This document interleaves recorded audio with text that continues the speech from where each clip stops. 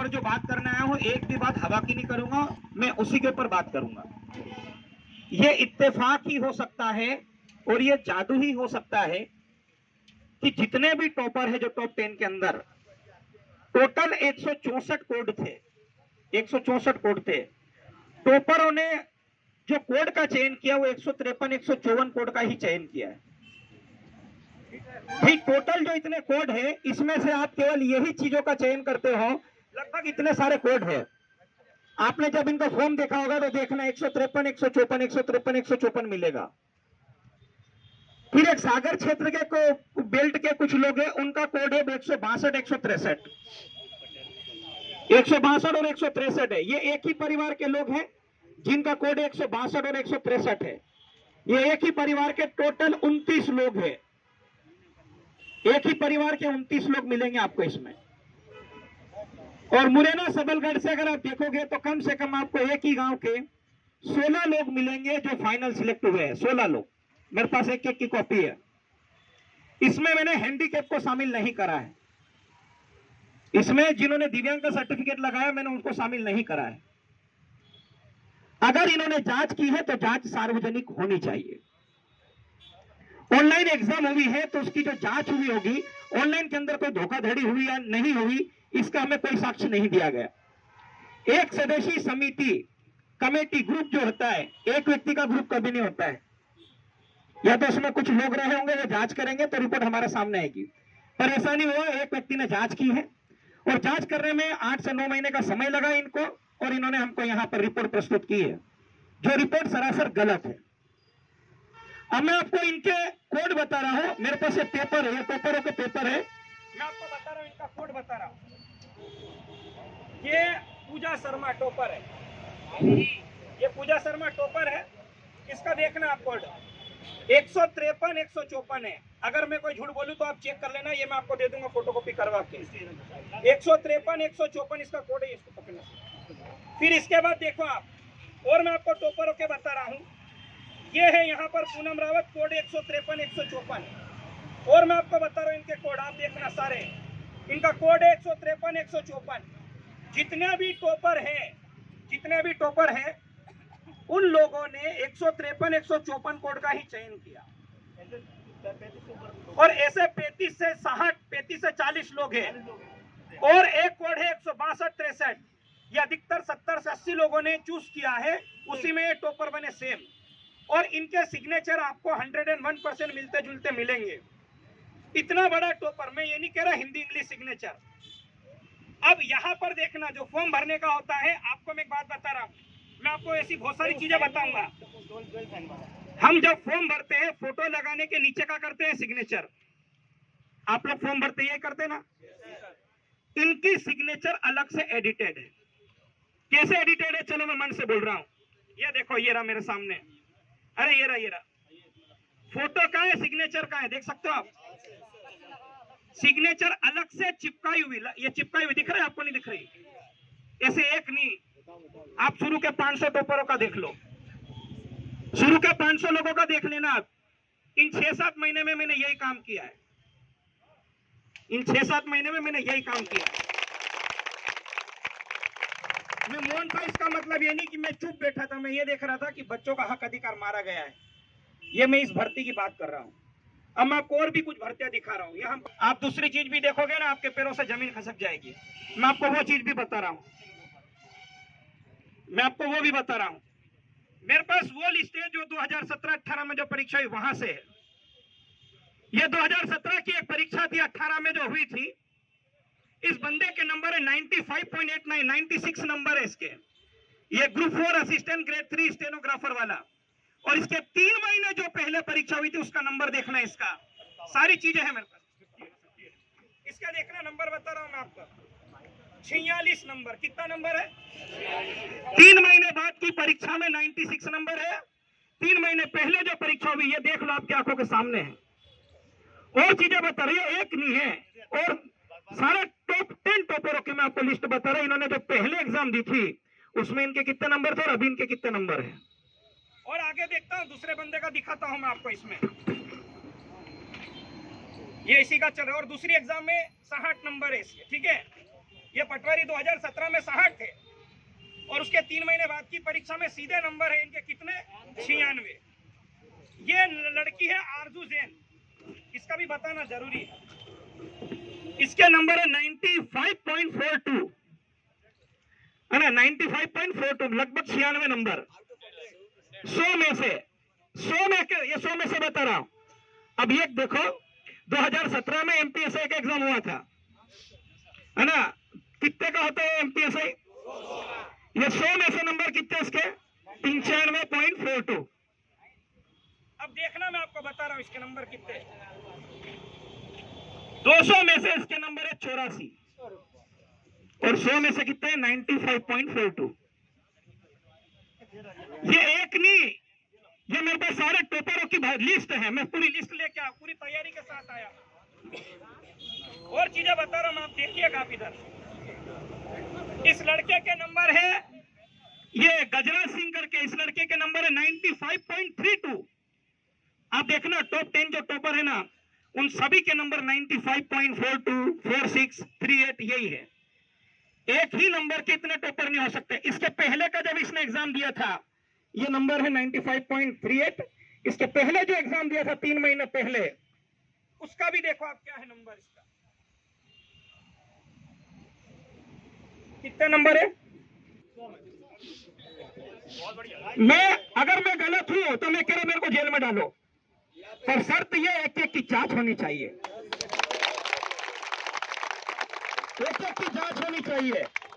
एक प्रूफ है जो मैं आपको दे सकता हूं। और एक बात बता रहा हूं मैं आपको, जो आबकारी की टॉप 10 लिस्ट में शामिल है, टॉप 10 में से जो टॉप 10 है जिनकी लिस्ट नहीं आई है, पर बता रहा हूं उनके घर में से 7 पटवारी टॉपर है। जो आबकारी में नौकरी लगा है उसकी वाइफ खुद पटवारी के अंदर टॉपर हुई है, जिसकी 3 दिन बाद जुड़वा बच्चों का जन्म हुआ है। कोई महिला 3 घंटे बैठ के इतना पढ़ नहीं सकती। उसका आईपी एड्रेस दिया, जांच कमेटी ने नहीं दिया। हमको सीएलआर सीट दी, नहीं दी। सीएलआर सीट क्या होती है मैं आपको बता रहा हूं। बहुत सारे बच्चे ऑनलाइन एग्जाम देते हैं, हम जैसे कोई भी पेपर देते हैं, हमने किस क्वेश्चन को कितना समय दिया ये हमको पता चलता सीएलआर सीट में। बल्कि इन्होंने सीएलआर सीट सार्वजनिक नहीं की है। जांच कमेटी बैठी तो जांच तो की होगी ना, कहां से ऑपरेट हुआ क्या नहीं हुआ, कि किस प्रश्न का उत्तर कितने समय में दिया गया। मैं कह रहा हूं जिस दिन ये सीएलआर सीट जारी कर देंगे, इस टॉपरों में से ऐसे टॉपर आपको मिल जाएंगे जिन्होंने लगभग 150 क्वेश्चन को देखा भी नहीं और टिक कर दिया होगा। इनको टिक नहीं करना पड़ता, मैं आपको अंदर की बात बता रहा हूं, इनको टिक नहीं करना पड़ता। ये जब पेपर देने जाते हैं तो इनको पेपर में इनको आंसर की मिलती है, इनको आंसर की मिलती, दिखता नहीं है वहां पे। इनको ये कहा जाता है आपको आंसर बदलना है, 8 से 10 क्वेश्चन के आंसर बदलना है। अब ज्यादा अनपढ़ दिमाग तो लगा पाएगा नहीं कि उन्होंने बोल दिया नर्मदा नदी भोपाल से निकलती। अब दिमाग होगा तो सोच लेगा ना कि इसका बदल दूं मैं। इन्होंने वो भी बदला, बोले मध्य प्रदेश की राजधानी, बोले कहां है, बोले दिल्ली है, और ग्वालियर है इनके हिसाब से, दिल्ली और ग्वालियर है, ये इनके हिसाब से है। इनको यही नहीं पता है नर्मदापुरम में कौन सा जिला है। अरे हम ये नहीं पूछ रहे मध्य प्रदेश में कितने जिले, वो तो इनके खानदान को भी नहीं पता होगा। यार मुझे ये बताओ, इतना बड़ा महाकाल लोग बना है, जो कॉम्पिटिटिव एग्जाम की तैयारी नहीं कर रहा वो भी बता देगा कि उज्जैन में है, इनको गुजरात में दिख गया, इनको गुजरात में दिख गया। और अब कुछ लोग कहते हैं कि ये कोचिंग वाले अपना धंधा चलाने के लिए काम कर रहे हैं। तो मेरी बात सुनना आप, मेरी एक बात सुनना आप, मेरी बात एक सुनना आप। ये भर्ती होती तो मैं सहन कर लेता। आप पिछली सभी भर्ती उठा के देख लो, जिसके अंदर टॉपर के 95, 96 नंबर जिसके आए ना, उस पेपर में आपको 5 से 6 क्वेश्चन गलत मिलेंगे। ये कैसे संभव हो सकता है कि वो गलत जो व्यापम ने माना वही लगा ले, वो तो इंटेलिजेंट है ना। ऐसे एक फर्जीवाड़ा उजागर किया था हमारे राधे भाई और इन्होंने, एग्रीकल्चर के अंदर हुआ था। 200 में से टॉपर के नंबर कितने थे, 195, 195। बल्कि बच्चों क्या कहना था कि 11 क्वेश्चन तो गलत है उसमें, तो कैसे आगे। और सभी टॉपरों के फोटो बड़े बड़े नेताओं मंत्रियों के साथ थे। हमारी उससे लड़ाई नहीं, हमारी लड़ाई व्यापम से। और ये भ्रष्ट तंत्र जो चल रहा है उसके खिलाफ लड़ना पड़ेगा। आप केवल एक भर्ती का सोच के बैठे थे, मैंने आपको ऐसी 2 भर्तियां बताई जिसके अंदर फर्जीवाड़ा हुआ है। अब आने वाली जितनी भी भर्ती होगी इसकी क्या गारंटी कि उसके अंदर फर्जीवाड़ा नहीं होगा। और अगर पटवारी भर्ती को क्लीन चिट मिली, इसका मतलब यह समझना आप, जो माफिया थे, जो शिक्षाओं के जो माफिया थे, उनके पर निकल आए कि अगर हम भ्रष्टाचार भी करेंगे तो तुम्हारी औकात नहीं है क्या हमको रोक सको। इसलिए मेरा आपसे निवेदन है, जो भी यहां पर संगठन तय करेगा हमें उस हिसाब से चलना पड़ेगा। और देखो, मैंने एक बात कही थी कि आजादी की लड़ाई लड़ने वाले जो लोग थे, जो क्रांतिकारी थे, भगत सिंह, सुखदेव, राजगुरु, चंद्रशेखर आजाद, अशफाकुल्लाह खां, राम प्रसाद बिस्मिल, ये सभी लोग थे, ये आजादी मिलने के पहले पहले शहीद हो गए थे। इन्होंने आजादी नहीं देखी थी। हम भी इस भ्रष्टाचार के खिलाफ लड़ रहे हैं, पर यकीन मानो हम अपनी आंखों के सामने भ्रष्टाचार को खत्म होता हुआ देखेंगे।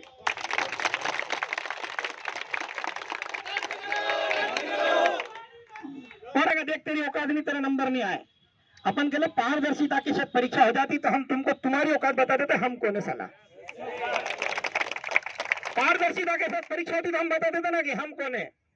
हमारी एक ही मांग है, जांच सीबीआई होना चाहिए, जो हमारे संगठन के भाई बंधुओं ने बताया है, सीबीआई जांच होना चाहिए। जो पेपर बने उनके इंटरव्यू लो आप, और जो जांच रिपोर्ट आई उसमें क्या है तो हमें बताओ ना। ऐसी जांच में ऐसी क्या चीज मिला रहे थे कि आपको 8 से 9 महीने का समय मिल गया, या 8 से 9 महीने का समय लग गया। जांच 30 अगस्त को होनी थी, 30 अगस्त को दे देते। अगर आपको इस पर संदेह था तो आपने जांच कमेटी बिठाई, संदेह था तो बिठाई ना। संदेह अगर मालूम है कि क्लीन चिट देना है तो क्यों नाटक करना था। इसलिए मैं आप सभी से निवेदन कर रहा हूं, अभी जो भी हमारे संगठन के लोग डिसाइड करेंगे हम उस हिसाब से चलेंगे। एक एक जिले से हमको हर एक व्यक्ति को निकालना पड़ेगा। और ये देखो, ये लड़ाई आपकी नहीं है, ये लड़ाई आपकी नहीं है। ये मत सोचो आप कि आज लड़ाई आज ही आपको मिल जाएगा। ये लड़ाई हमारे उन छोटे भाई बहन की है जो हमको देख के पढ़ना सीख रहे हैं। ये हमारे छोटे भाई बहन की लड़ाई है। मेरी लड़ाई के लिए की होती तो मैं लड़ लेता। ये आने वाले भविष्य की लड़ाई है, हम सबको साथ में मिलकर लड़ना पड़ेगा। हमको जेल में डाला जाएगा, जेल में जाना पड़ेगा, पुलिस हमको लठ मारेगी, लठ भी खाना पड़ेगा। पर यह है कि भ्रष्टाचार के खिलाफ बोलना है तो बोलना है, ये बात ध्यान रखना आप लोग। और भी हमारे बीच में मेरे पास सारे सबूत है, मेरे प्रूफ है ना मेरे पास कि किसने कौन कौन सा कोर्ट का चयन किया है। आप देख रहे हैं उसमें पहले परीक्षा में इनके कितने नंबर थे। एक और बात बता रहा हूं मैं आपको, अभी उस लड़के का नाम भी आ जाएगा मेरे पास 1-2 दिन में। जो लड़का पटवारी में सिलेक्ट हुआ उसकी माँ को ही नहीं पता है कि मेरा बेटा पटवारी में सिलेक्ट हुआ। केवल 2 लोग को पता है, उसके बाप को और उस बेटे को, क्योंकि 20 लाख दिए ना, है ना। और बिल्कुल साइलेंट है। अभी ज्वाइनिंग देने जाएंगे तो धीरे धीरे सबके नाम उजागर होंगे। उसकी माँ को ही नहीं पता है कि क्या हुआ, बेटा सिलेक्शन हुआ कि नहीं हुआ। अभी नाम आएगा उसका भी, मुरैना से है वो, धीरे धीरे सबके नाम आएंगे। जो दारू के अड्डे पे बैठते थे वो पटवारी के टोपर है ना। ये नहीं कह रहा नहीं पढ़ते, सब पढ़ते हैं। संभव नहीं है इतने नंबर आप ला सको। इनकी पुरानी 3 एग्जाम का परिणाम देख लो, 3 एग्जाम का परिणाम देख लो, इनके 50 नंबर नहीं आएंगे 100 में से। और ये 200 में से 184, 187 नंबर कभी संभव है ही नहीं, क्योंकि हर एक एग्जाम देने वाला टॉपर भगवान नहीं हो सकता। और कुछ लोग ये कहते हैं कि 10वीं में सप्लीमेंट्री आने से कोई ऐसा नहीं होता, अच्छी मेहनत की होगी इतना हो जाएगा। आईएएस की जब एग्जाम देते ना तो हाईएस्ट तो 50% होता लाना, है ना। इन्होंने ऐसा क्या खाया कि 95% ले आए, 95%। तो मेरा यह कहना है फर्जीवाड़ा हुआ। और देखो एक और बात बता रहा हूं मैं, ये जो टॉपर है ना जिसकी मैंने मार्कशीट डाली थी, रिजल्ट आने के बाद से घर से बाहर नहीं निकली है। और आपको बता दूं इनकी एजुकेशन कैसे हुआ, 10वीं प्राइवेट, 12वीं प्राइवेट, कॉलेज प्राइवेट, पटवारी टॉपर। यह है, सारी जानकारी है मेरे पास। और इनके परिवार में से कुछ लोग अभी आबकारी में लग गए। अगर व्यापम इतना ही दूध का धुला है तो छोटा सा प्रश्न है, आबकारी के टॉप 10 की लिस्ट क्यों नहीं जारी करी। और इसने जब ये रिजल्ट दिया था, इन्होंने जो टॉप 10 के नाम डाले थे, टॉप 10 में से 7 लोगों के नाम तो मैंने पहले बता दिए थे कि ये पटवारी के टॉपर है। इनके रिजल्ट मैंने बता दिया था, ये टॉपर 187 नंबर वाले। इसको 10 दिन लगे बताने में, और हमको 2 दिन लगे। 7 टॉपर हमने दे दिए थे 10 में से, और बोला था ये 7 के साथ एनआरआई कॉलेज करो, 7 के साथ एनआरआई कॉलेज के टॉपर निकले थे।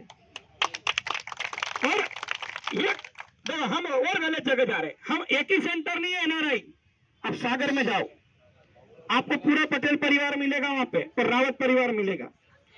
जिसको अपने नाम में पटेल को पटेल लिख रहे हैं, लक्ष्मण को लक्ष्मण लिख रहा है, वो पटवारी टॉपर है। मेरे पास सारा सबूत है, वो भी मैं दिखा दूंगा। और सिग्नेचर एक लाइन में की जाती है, इन्होंने एक नहीं, एक के नीचे एक दूसरी लाइन, आशा नीचे पटेल, ऐसा कौन करता है भाई साइन? भाई सिग्नेचर एक लाइन में होती ना, हस्ताक्षर, ऊपर आशा हिंदी में, नीचे लिखा पटेल, पटेल भी नहीं पटेल। और वो सिग्नेचर एडिटेड है। मैंने क्या बोला, हम जब फोटो लगाते हैं उसके नीचे हम क्या करते हैं, सिग्नेचर। हमारे बीच में पवन सर भी बैठे, ये बच्चों के फॉर्म भरते हैं। सर सही बोल रहा, गलत बोल रहा हूं मैं? इनके सारे के सारे सिग्नेचर एडिटेड है, मेरे पास ये डॉक्यूमेंट पड़े हैं, आप चाहो तो इसको देख सकते हो। मैं सारे डॉक्यूमेंट लेके आया ताकि मैं आपके साथ तर्क के साथ बात कर सकूं। यहाँ पे एकमात्र ऐसी भर्ती है जिसके टॉपर छुप रहे हैं। मैंने कहा ना, यहाँ तो अगर बच्चा कांस्टेबल में सिलेक्ट हो जाता है तो 10 कोचिंग के पास चले जाता, देखो मेरा सिलेक्शन हो गया। ये क्यों छुप रहे हैं? अरे भाई हम गलत है, ये थोड़ी गलत है। तुम तो सही हो ना, चलो हमको गलत साबित कर दो। मैं तो कह रहा टॉप 10 केवल हमको इंटरव्यू दे दे, हम मान लेंगे सही है। मान सकते नहीं मान सकते? एक पेज, एक का वीडियो वायरल हुआ था, बोले मैं दीपा रावत, नाम सुना? पुलिस कंप्लेन लिखने गई थी वो, एक कंप्लेन में पुलिस वाले ने उसकी 7 गलती निकाली, बोले सही से तो लिख दे, क्योंकि थाना प्रभारी लिखते नहीं आ रहा है। थाना को लिख रहे थाना प्रभार, थान प्रभार, उसने बोला थाना प्रभारी, तो प्रभारी में छोटी की मात्रा लगी, बड़ी की बड़ी की मात्रा आती है। फिर उसने बोला बेटा सही से बता, तो सही में पास हुई कि तो तूने ऐसे हो गया? बोले नहीं मैं पढ़ के पास हुई। तो उसने बोले एप्लीकेशन तो सही से लिख दे, तो आवेदन नहीं देता रहा तेरे को। ये वास्तविक घटना, पेपर में भी छपा, आपने देखा होगा कि जो एक आवेदन पत्र नहीं लिख सकता है वो टॉपर बन गया। ये वही बात है कि अमन का खेत चमन के नाम पे और चमन का खेत सुमन के नाम पे, ये वही करने वाले। इसलिए इस राज्य को थोड़ा बिगड़ने से बचा लिया जाए। इसमें आप सभी का सहयोग लगेगा, जो भी हमारे संगठन के जो बड़े भाई बंधु लोग हैं ये डिसाइड करेंगे क्या करेंगे। पर मैं उसमें थोड़ा सा बता देता हूँ, ये एक जगह का नहीं है, मध्य प्रदेश के पूरे 52 जिलों में हम लोग एक डेट डिसाइड करेंगे। पहले वहां पर हम ज्ञापन देंगे, 2 दिन का समय देंगे। फिर नहीं होता है तो जो हमारे संगठन के लोग डिसाइड करेंगे, भोपाल तो भोपाल, इंदौर तो इंदौर, खाना लेके चलना है ना।